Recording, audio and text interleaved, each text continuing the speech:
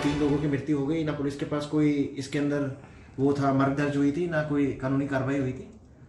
लेकिन ये रहस्यमय तरीके से जो आग लग रही थी, जिसके अंदर ग्रामीण लोग भी जो थे वो भी एक तरह से अंधविश्वास में चले गए थे, और तंत्र मंत्र और ये तांत्रिक लोग भी आके वहाँ पे लोगों को एक तरह से बेवकूफ़ बना रहे थे।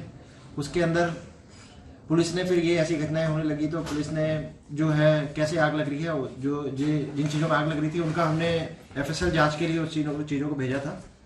उसके बाद वहाँ से जो रिपोर्ट आई उसके अंदर वो सोडियम जो कंपाउंड है वो उसके अंदर मिला जिन चीज़ों में आग लगी थी। और वो सोडियम ऐसा कंपाउंड होता है, उसको किसी पे छिड़का दिया जाए तो हवा में कांटेक्ट होने के बाद काफ़ी समय बाद आग लगती है।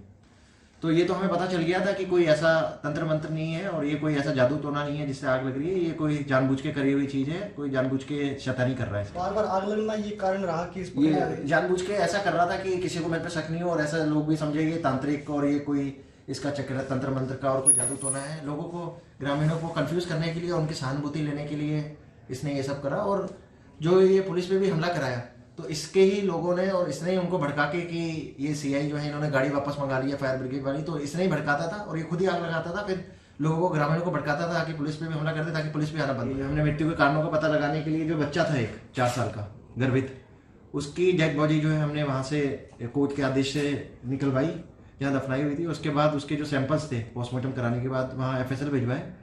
तो FSL में रिपोर्ट में जो हमें मिला वो चौंकाने वाला तत्व मिला कि इसके अंदर बार्बोरेट जो ड्रग्स होता है वो उसके अंदर आ रहा था बच्चे के शरीर के अंदर, जिससे उसकी मृत्यु भी हो सकती थी। तो इसके बाद हमारा शक यकीन में बदल गया कि ये जो है मृत्यु जो है स्वाभाविक नहीं है, ये किसी ने मर्डर करा है इसके अंदर। फिर हमने आगे तफ्तीश अपनी चालू करी गई और IPS जो है प्रशांत किशोर, उनके नेतृत्व में SHO जो हमीरवास हैं और उनकी टीम ने काफ़ी मेहनत इसके अंदर करी।